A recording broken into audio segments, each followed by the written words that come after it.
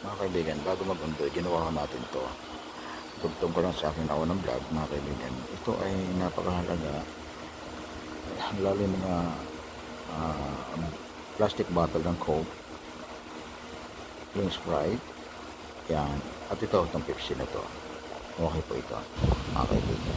Maingat nila yung pagkukunting, ha? Tignan nyo maigi kasi mayroong discrepancy yan. Nagbabago ng huli sa taas.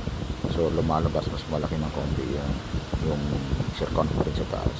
Kaya pag maingat mong ginunti, pwede mo itong gamitin. Katulad nito, parang garapon. Magiging actus yan na parang garapon. At saka may sunting effect po yan.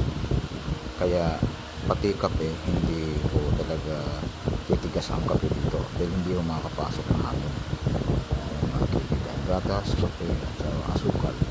Hindi mo makakapasok ang langgam dyan. Dahil sinisip-sip po yan. May sunting effect.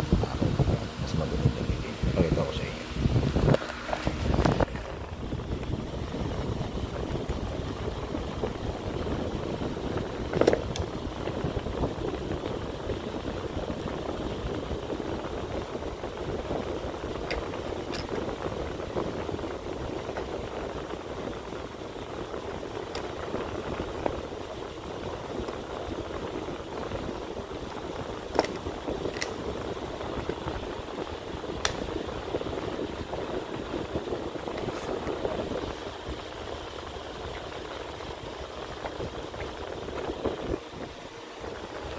Pag huhugutin nyo, mahirapan kayo ang hulot nito kasi nakatakip.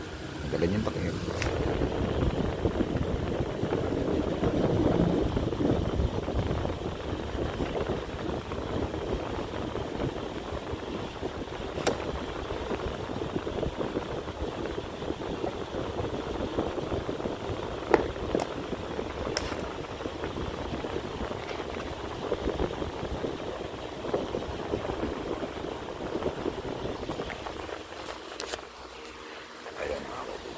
Sabihin kahit kape mismo na tumitigas kapag nanginan, maganda po yan dyan. Okay, maraming salamat. Ito po ito sa mga asin, ito pong mga powder. Okay, yan.